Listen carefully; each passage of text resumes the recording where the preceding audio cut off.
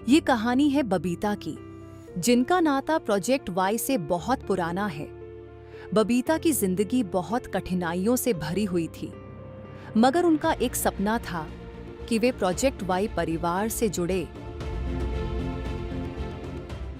हम राजनगर में रहते थे। हम 5 बहन भाई हैं और मेरे पापा राजमिस्त्री का काम करते थे। हम पिलंजी में पढ़ते थे। 6ठी क्लास में थी पर हमारे पापा दारू पीते थे, इस वजह से हमने छोड़ दिया था स्कूल। मैं जब 6ठी क्लास में पढ़ती थी तो मैंने भी काम पे जाना चालू कर दिया था। मैंने अपनी मम्मी से बोला था कि मुझे भी काम करना है घर के हालात देख के, पर मेरी मम्मी ने बोला सुबह वाला काम नहीं करना, तुम दोपहर वाला काम कर लेना। तो मैं भी स्कूल से आती थी, सीधा बैग फेंक के उन्हीं कपड़ों में बच्चे लाने का काम करती थी। स्कूल से बच्चों को ले जाती थी उनके घर काफ़ी दूर तक। मैं भी एक बच्ची थी उस समय, बच्चों को लाना क्या करना था, ये बच्चों को खाना खिलाना सब कुछ करना। फिर वहाँ से फिर दूसरे घर जाती थी झाड़ू पोछा करने। मेरे पापा आए दिन जुआ भी खेलते थे और जुआ खेलते थे, तरह तरह के लोग आते थे घर में। सबसे ज़्यादा हमारे जो चाचा रहते थे ना, वो लोग आते थे हमेशा दारू लेकर। और मम्मी सारा दिन घर में एक गालियाँ गलौज यही सुनना और कुछ नहीं। सुबह में काम पे जाते थे, फिर शाम को वही गाली गलौज। मम्मी बहुत हार गई थी। मेरे पापा राशन खाना पीना जो भी बनता था सब फेंक देते थे। जब खादर में हमारी झुग्गियाँ टूट के आई थी ना, कोई साधन नहीं था, बस या टीवी या कोई वैन कुछ नहीं थी। हम लोग उस पर जो सामान छोड़ने आते थे ना राजनगर से खादर में, हम उस पर लटक के जाते थे काम करने के लिए, क्योंकि वो लेके नहीं जाते थे। फिर भी हमारा तो काम था, हमें काम पे जाना है, नहीं जाते तो फिर हम करते कैसे। मेरी मम्मी तो अपनी जान को भी जोखम में डाल के उस पर टंग के और चली जाती थी। शादी हमारी मम्मी ने हमारी बहुत जल्दी कर दी थी। हालांकि 15-16 साल ही होगी जब मेरी शादी हुई थी। इस वजह से करी थी, हमारे पापा बहुत दारू पीते थे। फिर हमारी झुग्गियाँ टूट के यहाँ खादर गई थी, यहाँ का माहौल सही नहीं था, फिर पापा भी सही नहीं थे, तो इसलिए मेरी मम्मी ने इस हालातों में हमारी शादी जल्दी कर दी थी। मैं 2008 में शादी करके आई थी ओखला फेस 1 में। मेरी शादी को 4 दिन भी नहीं हुए थे, मेरी सास ने मेरा सारा जेवर उतरवा लिया था और मेरे को कहती थी काम भी नहीं करती, घर में पड़ी रहती है। मैं क्या 4 दिन की शादी में कंपनियों में काम करने जाती। इसकी वजह से रोज़ रोज़ लड़ाई होती थी हमारे घर में। और मेरी सास खाना भी नहीं देती थी, अगर मैं बनाती थी उस चीज़ को भी ड्राम में बंद कर देती थी। इसी कारण मैं काम करने निकल गई थी कंपनियों में। मैंने 3 कंपनियों में काम किया था और तीनों कंपनी के पैसे मेरे सास ने मेरे आदमी से निकलवा लिए थे। मैं जब कंपनी में काम करती थी, गुटके गोवा गुटखा बनता था उस कंपनी में। मैं जब काम करती थी वहाँ पे मेरे यहाँ से यहाँ तक पूरा हाथ कट गया था। क्या ज़िंदगी है, शादी की बात कुछ भी नहीं है। लोग कहते हैं ऐसे वैसे, कुछ भी नहीं रहते हैं। मेरे साथ तो ऐसा होता था, मेरी माँ मेरे को जिंदा लाश की तरह ले गई थी। 3 महीने मैंने अपने ससुराल में खाना नहीं खाया था और मुझे वो ऐसी जिंदा लाश की तरह लेके गए थे। क्या मैं इंसान नहीं थी? बनाती मैं हूँ, करती मैं हूँ, सब कुछ मैं करने के बाद भी मैं क्या हूँ, मुझे खुद ही नहीं पता कि मैं क्या हूँ। बस इतना जानते कि हाँ घर की नौकरानी है, काम करती है और वो बीमार है, क्या है कोई मतलब नहीं है मेरे से। किसी चंदा नाम की लेडीज़ थे, तो मैंने उनका फ़ोन पकड़ लिया। वो मुझे फ़ोन दे नहीं रहे थे क्योंकि उसमें लेडीज़ का नंबर चढ़ा हुआ था, वो लेडीज़ से बात कर रहे थे। मैं उनसे चिल्ला के बोल रही थी तुम औरत से बात कर रहे थे, पर मान ही नहीं रहा था, ना मुझे फ़ोन दे रहा था। उसने सब नंबर डिलीट करके मेरे को इतना मारा, उधर से मारते मारते मुझे मेरे घर तक ले गया। मैंने अपनी सास को उठाया तो मेरी सास कहती है ठेकेदार से बात कर रहा है।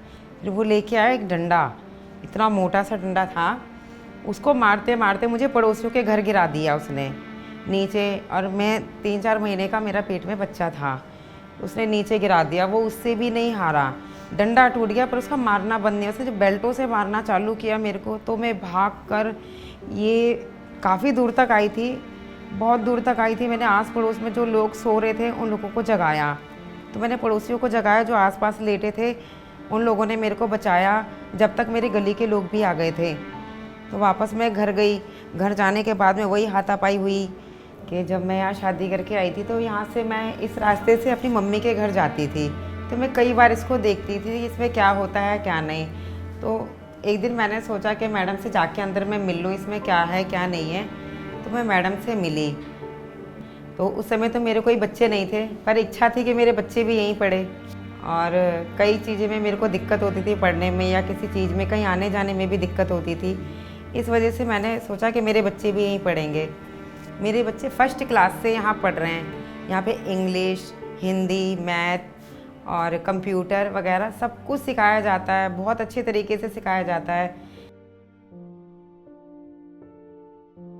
उनका बड़ा वाला बच्चा हमेशा बीमार रहता था शुरू से ही, और अभी तक उसका वही स्थिति चल रहा है। तो वो हमेशा पूछता था कि मैं कैसे करूं, कहाँ ले जाऊं, इलाज कैसे। तो हम उनको बताते रहते थे कि मेडिकल के लिए चाहे सफदरजंग के लिए हमेशा। जैसे कि माँ अपने घर में बच्चों को ट्रीट करती है, उसी तरीके से यहाँ पे भी हम भेज सकते हैं बच्चे की, मतलब जिम्मेदारी एक अच्छी तरीके से यहाँ पे निभाई जाती है और बच्चों को पढ़ाने में हर चीज़ से सिखाया जाता है। यहाँ कोई पैसा नहीं लगता, कुछ नहीं लगता, क्योंकि भाई मैं तो आगे बढ़ी नहीं हूँ, कम से कम यहाँ पे हर चीज़ मेरे बच्चों को मिल रही है, हर तरीके से मिल रही है। कंप्यूटर भी अच्छी तरीके से समझाया जाता है कि ताकि जो हम बाहर पैसा लगा के जो सिखाते हैं वो बच्चे नहीं सीख पाते। यहाँ पे हर चीज़ ABCD अगर कंप्यूटर पे भी चलाने के लिए बोलते हैं तो बहुत तरीके से हर चीज़ से समझाते हैं। प्रोजेक्ट वाई बबीता के बच्चों के लिए बहुत उम्मीदों से भरा था, लेकिन वे अपनी जिंदगी की कई चुनौतियों से परेशान थीं, जैसे घर चलाने के लिए पैसों की चिंता, अपने बच्चों के रहन सहन से जुड़ी समस्याएं। इन सब के बावजूद वे अपनी जिम्मेदारियों से कभी पीछे नहीं हटी। मैं यहाँ पेरेंट्स मीटिंग में आती थी और हमेशा आती रही, पर एक बार यहाँ पे सब टीचर पेरेंट्स से पूछ रहे थे कोई दिक्कत परेशानी किसी चीज़ के लिए, यहाँ काम के लिए बोला कि मैम कोई काम हो यहाँ पे तो मुझे बताना, क्योंकि उन दिनों में बहुत परेशान थी और मेरे पास कोई काम नहीं था। इस पेरेंट्स पार्टनरशिप प्रोग्राम ने बबीता को प्रोजेक्ट वाई के साथ जुड़ने का रास्ता दिखाया। प्रोजेक्ट वाई उनकी जिंदगी में आशा की एक किरण बनकर आया और उन्हें प्रोजेक्ट वाई में एक नौकरी मिली। मैं अपने घर से बहुत परेशान थी, यहाँ पे ड्राइंग वगैरह किया और हमने डांस वगैरह किया। उस पल को थोड़ा अच्छा लगा कि कभी ये चीज़ हमने सोची नहीं थी कि यहाँ पर हम ड्राइंग भी बनाएंगे, डांस भी करेंगे, जैसे किटी पार्टी है या फंक्शन में आए हैं, अच्छे से एंजॉय किया। तो मैंने अपनी बात मैम के आगे रखी, तो मैम लोगों ने मुझे सपोर्ट किया, और सपोर्ट करने से पहले मेरे पास ना काम था ना कुछ था, मुझे यहाँ पे काम पे लगाया और मैं काम करती हूँ आज, और अपने बच्चों के साथ साथ मैं भी थोड़ा कोशिश करती हूँ कि मैं भी पढ़ पाऊँ। Wow, wonderful. So happy for you. यहाँ आकर आपका लाइफ चेंज हो गया, बहुत अच्छा होगा। मुझे आज यहाँ पे जॉब मिल गई है और मैं आज यहाँ 5-6 महीनों से काम कर रही हूँ, पर मैं टीचरों के साथ में यहाँ पे हर किसी का व्यवहार इतना अच्छा है, घर की तरह व्यवहार है। कोई मेरे साथ ऐसा नहीं करता कि जैसे मैं यहाँ काम करती हूँ कोई भेदभाव हो, ऐसा कुछ नहीं है। यहाँ पे सब टीचर एक घर की तरह है, फैमिली की तरह है, मेरे से अच्छी तरीके से बोलते हैं, बात भी करते हैं, खाना पीना सब कुछ मेरे साथ करते हैं। कुछ ऐसा नहीं है कि आपको काम वाली की नज़र से देखा जा रहा हो या कुछ ऐसा नहीं, यहाँ पे सबके लिए एक समान है। बबीता जी सबसे पहले यहाँ सुबह आ जाती हैं और वो अपना काम बहुत ही अच्छी तरह से करती हैं आके। उनके आने से ही मतलब प्रोजेक्ट वाई को मतलब हमें बच्चों को बैठाने में बड़ी सुविधा मिल जाती है, क्योंकि वो क्लीन कर बहुत अच्छा से कर देती हैं। मैं जब से यहाँ काम करने आई हूँ मेरे दिमाग में कोई टेंशन नहीं रहती है, यहाँ आके मैं फ्री रहती हूँ। जो घर में मेरे साथ मतलब चिड़चिड़ापन रहता था, बहुत टेंशन में रहती थी, और जब मैं यहाँ काम करने आती हूँ तो मैं बिल्कुल बेफिक्र रहती हूँ, मुझे कोई टेंशन ही नहीं रहती है, मैं फ्री रहती हूँ। प्रोजेक्ट वाई ने बबीता को उनकी कठिनाइयों से भरी जिंदगी को भूलने का मौका दिया और एक सुखमय जीवन जीने का सहारा दिया। अब वे अपने बच्चों के लिए पैसे भी बचाती हैं और अपनी जिंदगी में खुशी खुशी आगे बढ़ रही हैं।